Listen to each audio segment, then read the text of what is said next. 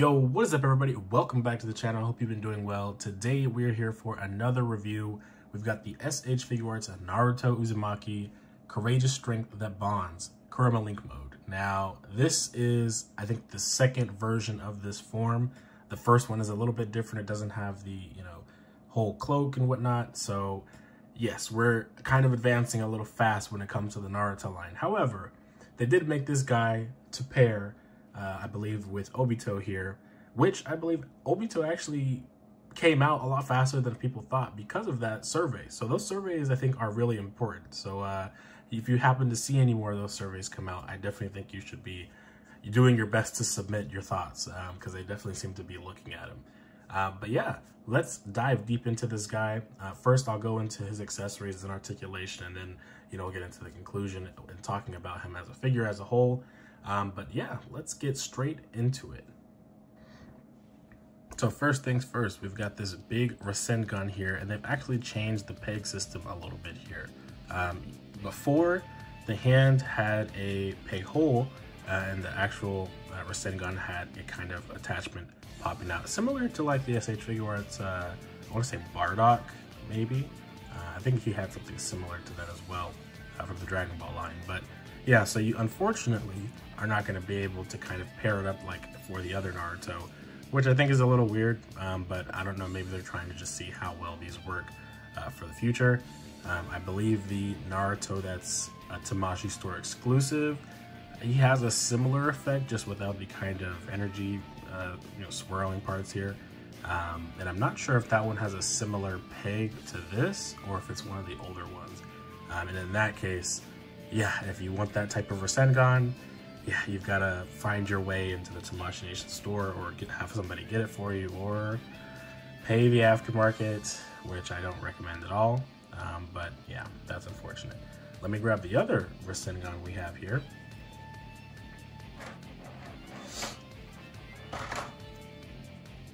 So we have his Rasen Shuriken here, and this actually looks really, really cool.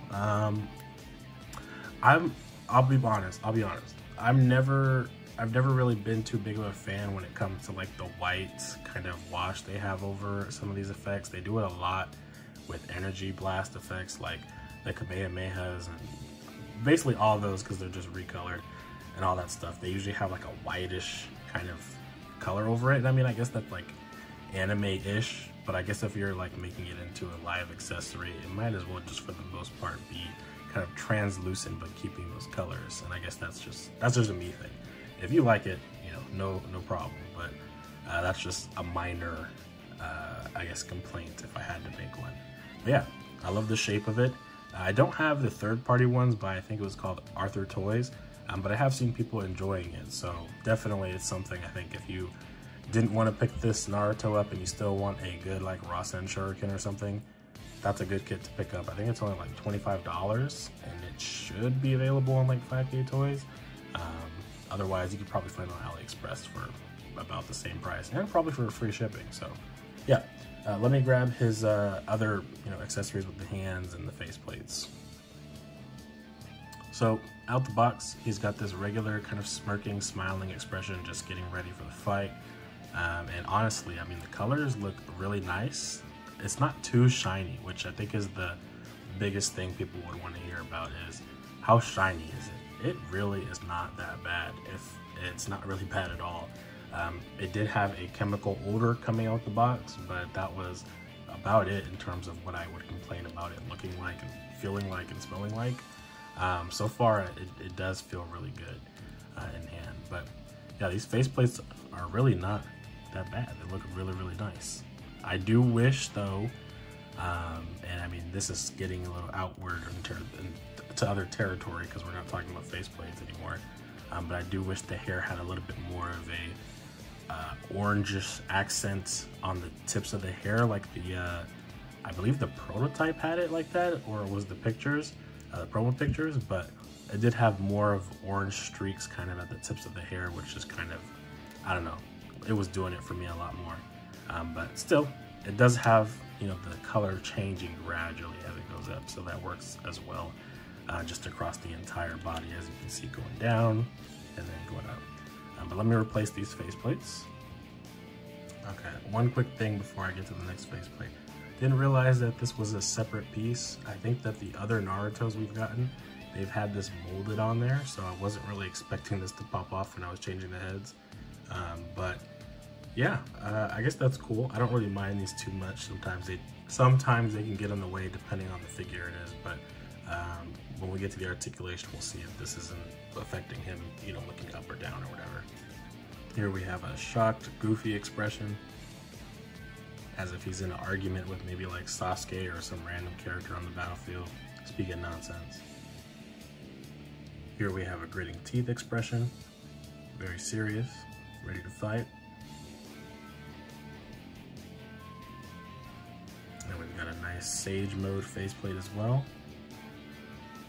See if I can get those eyes in there. There you go.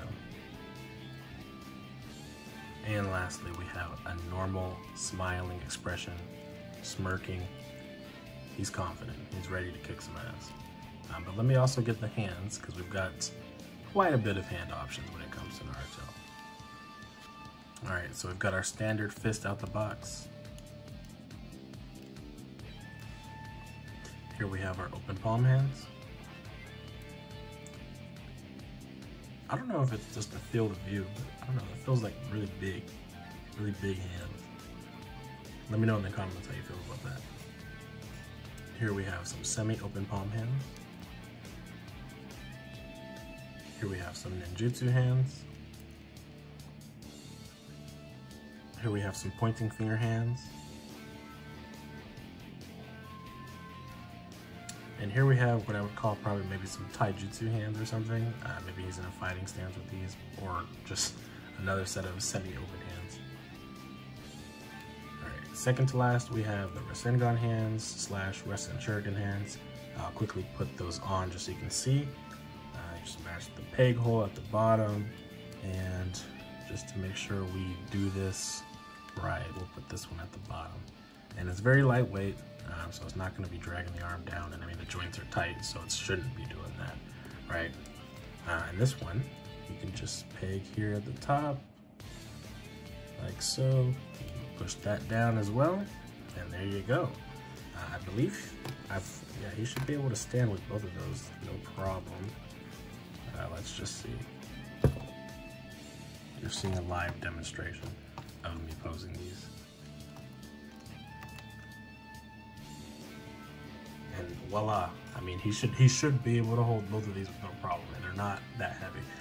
But yeah, they look very great, very cool. So let me take these off and get to the last set of hands, and then we'll get into the articulation. And lastly, I do forget what these ones were called. I don't want to say that these are the orbs that he gets in Sage of Six Paths mode, but they definitely are something of the sort. I don't remember what these were, but he has them. So let me know in the comments if you remember what these are called. But he does have a nice set of accessories, I would say, in terms of hand and display options, and having two different, you know, Rasengan types, I think is really cool. I have really high hope, you know, when we get to the Sage of Six Paths version, that they go all out with the Rasengan types, because I would love to see the Rasengan for each tailed beast. I think that would just be dope. But without further ado, let's jump into the articulation of this figure. All right, so starting from the top, let's see what the headband can do. Not too bad. That's about as far down as it's gonna go, and that's as high as it goes, which is pretty good, honestly. It is only in that specific direction. I don't think we can take this off or turn it, and I wouldn't want to do that anyway. So yeah, it is going only in that direction, but overall the effect is cool, and I really like how it tips off here and starts to kind of not break apart, but it's kind of ripping and extending at the same time. Now, we talked briefly about this hairpiece back there. Let's see how much range you can actually get with it there. All right, so that's about as far down as he's going, and notice the faceplates aren't popping out, which is always good. And going back, that's not too bad. I do think that without it, it would probably be more or less the same because of this collar here. Even though it's soft plastic, you know, you don't want to bend it too much in the back to where it's doing so many creases there. But yeah, not too bad overall. Back, and fourth. Really good range right there with the neck too. Yeah, that's not bad at all. All right, the arms. So let's see. We can do a full little T-pose there and then some. The arms, we got that bicep swivel. Got your bend at the elbow. Pretty good range. There is some articulation here inside with this piece. You can't really, you can get your finger in there kind of. And you can see that at the forearm there inside, it also does turn. I love that feature a lot when they give it to figures who have, you know, maybe some baggy clothing over there like that. I would like to see it more in figures who have baggy pants and they have, you know, their calf sticking out to their ankle and whatnot.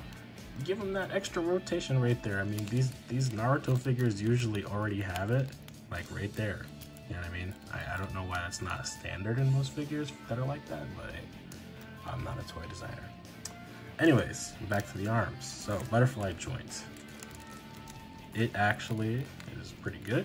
The Naruto line doesn't really fail, in my opinion, when it comes to this aspect. They seem to pretty much be able to get it every time for the most part. Some figures obviously are better than others, but for the most part, I haven't really seen a whole bunch of complaints with this line.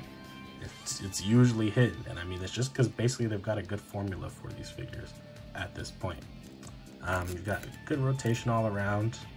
Yeah, real good rotation. Go all the way around, no problem. And there you go.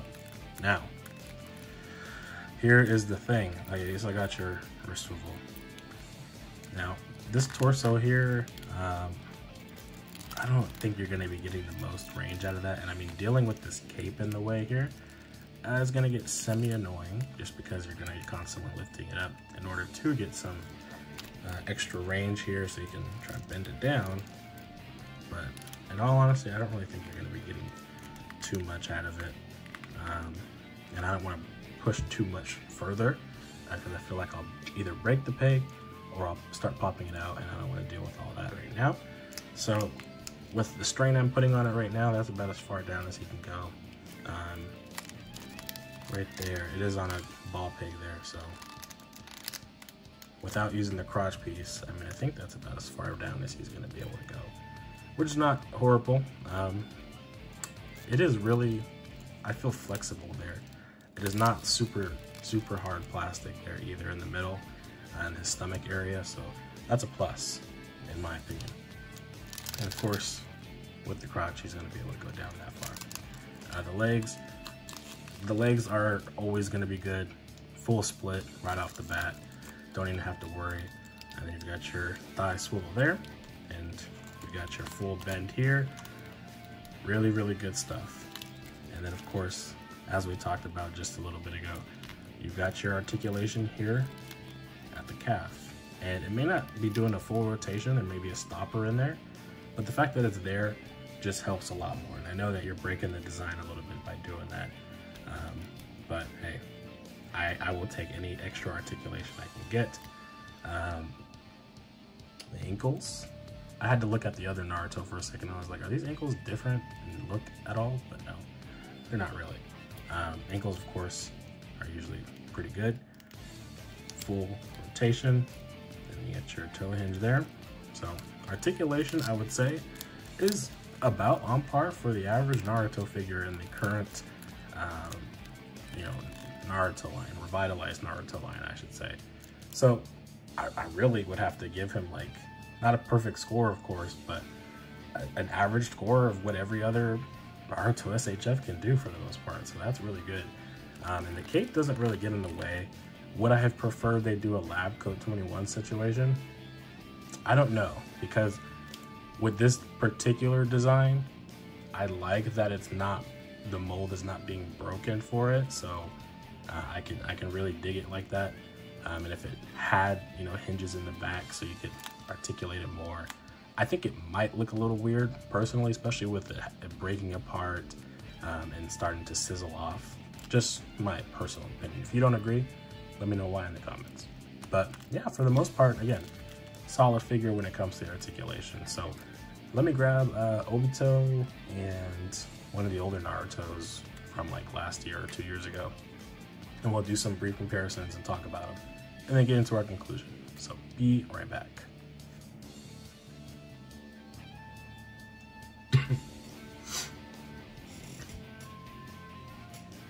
All right, so I've got these three here together, and just off the bat, I mean, yeah, this KCM Naruto is, I wouldn't say a vast improvement over the last one, and more so, it's more or less the same. There are a few differences, like for example, on this Naruto, he does have that full rotation here, kind of at the lower calf, with the ankle up here, being able to fully turn, whereas this one has that limiter in there for whatever reason, or mine's just super tight and I don't want to take the risk of feeling like I'm breaking it. But the arm articulation, like I said, with this style, very, very good. Soft plastic is a lot better than I thought it was going to be. I don't want to say gummy, but it is flexible. I feel like I'm not having to press too hard to really feel that kind of bouncy resistance on it. The cape, cloak, whatever you want to call it, feels really nice as well. And again, it doesn't feel super shiny in person at all either.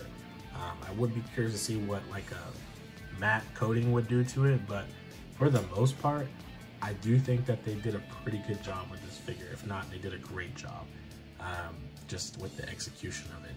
The colors, I do feel really pop. That yellow to orange really pops, and the light shading you can kind of see across the different parts of the body really pop as well. However, I do see that people are not exactly happy about the colors, and personally, and I've got my computer open over here, and I'm looking at KCM Naruto, whether it's Sage of Six Paths or the first version, before he secures Kurama support, whatever, before unlocking the one we have in front of us today. I feel like it would be very hard to execute that perfectly, right? It's gonna look very different from what you're looking at in the actual anime and in video games. It's not gonna be fully the same.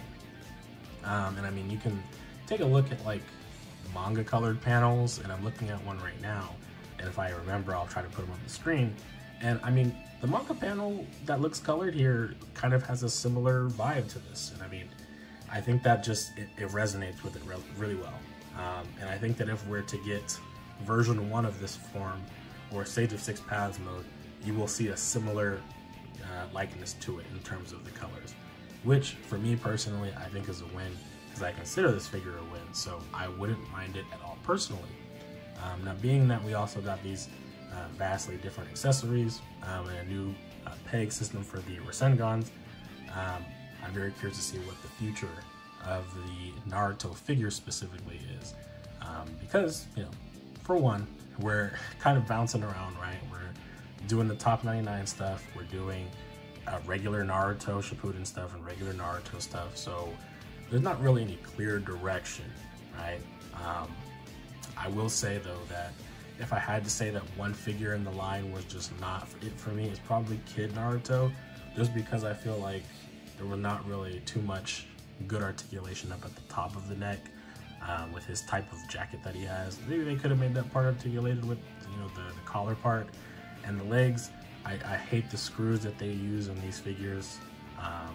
That's a complaint. If you've seen a prior post of mine, probably not there anymore, but Kid Naruto, for example, he had screws in his leg, and over time the screw came loose, which was not that long of time when I had the figure, and eventually I had to kind of just glue it all down that way, so it acted as a full peg rather than it just being inserted with the screw. It's weird. I don't know why they do it, and I think that a lot of figures that you hear like rattling is probably because there's a loose screw in there. So I say that all because it doesn't feel like he's going to have that problem. It feels very secure. I didn't feel any looseness or anything happening in there when I was turning the legs.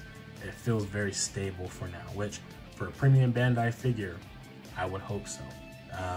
And let's talk about that. So we've got two other figures here who have been general release. One has been $75, one has been $35 USD. And KCM Naruto, I think, was like, what, 65? I want to say 65, maybe something a little higher than that on Premium Bandai. But he was part of a promotion for free shipping. And there was probably one other coupon or something there, maybe for a discount, I don't know. It was a while ago at this point. But yeah, first Premium Bandai Naruto figure in the line, the rejuvenated line. How often will we see those type of things? I really can't say. And why did they choose it to be this specific Naruto to, you know, be a premium Bandai release, I really can't say, because I genuinely think that people would have bought this as a regular release, and I'm curious if it's just the type of figure that it is and the type of painting and applications that they did to make this figure look and feel how it is the reason why it's premium Bandai, similar to, like, I don't know, Metal Cooler. Metal Cooler is not obscure in my opinion, for example, but the type of paint application that they used on him, I guess puts him in that premium Bandai category. And I guess that's a similar thing with Naruto here. So in the future, are we to expect that Sage of Six Paths would have the same kind of getup as a premium Bandai figure? And in that case, are we to expect maybe that they could go a little bit more extra when it comes to accessories? I mean, we got two Rasengans, we got two hands that I think are, I don't know what that's called. It looks like his not the dark orb, the Truth Secret orb is what it looks like, but it's not. And I keep wanting to say like mini-tailed beast bomb or something. But yeah, we have like 3 attacks that we can use on him. We've got various different hands for various different poses, and a good amount of really good detailed faces. If they can do that again, I think I wouldn't mind it. But again, it's premium Bandai. I know a lot of people are not feeling premium Bandai like that, but it's good and bad. It's good and bad for various different reasons that require a whole other video to go into. So I say all that to say, I do think that the Naruto line is in good hands for the most part. We're getting Itachi, we're getting Minato, we're getting another Naruto this year, another Sakura, and we're due for another reveal sometime in March. So if you're wondering where that reveal is, they never said it was a specific day. So just expect it somewhere in March. Literally, it could be the last 3-4 days of March. You really never know. And then we're gonna get another reveal sometime later. I am hoping that they decide to, you know, add in Tsunade, you know, so we can finish the legendary Sani. Even though technically that Jiraiya is old, it counts because they released him again as a EE Anime Expo, I want to say last year. So yeah, I am very excited for this line, and this figure is, if I had to rate it, I don't do this often because it's just not something I do. But I think I would give this figure like a solid 8.5 out of 10. Solid. And I probably could go a little higher and just give it a 9, but that chemical smell coming out the box was not it, okay? It was not it. But yeah, very, very great figure. I would highly recommend if you can still snag him. You're not going to be able to get him on Premium Bandai just because pre-orders closed. You have a chance with going for maybe Hobby Genki if they get more stock, which they probably will. And keep in mind, Naruto here, this one was a worldwide same time delivery release, I believe. So that's why he's releasing in the States first, and then he'll release in Japan around the latter half of the month. That's typical. If you see that on Premium Bandai, it just means the figure is going to release in the US first and Japan second. Sometimes at the same time, sometimes it's, you know, weird like that. Sorry. But yeah, try your best to get them if you can. Great figure all around. Anyways, catch you guys later. Thank you for watching. Check out that Kaido review if you haven't seen it. He's a freaking behemoth. He takes up way too much space on my desk, and I love him. But anyways, I'll catch you guys later. Peace.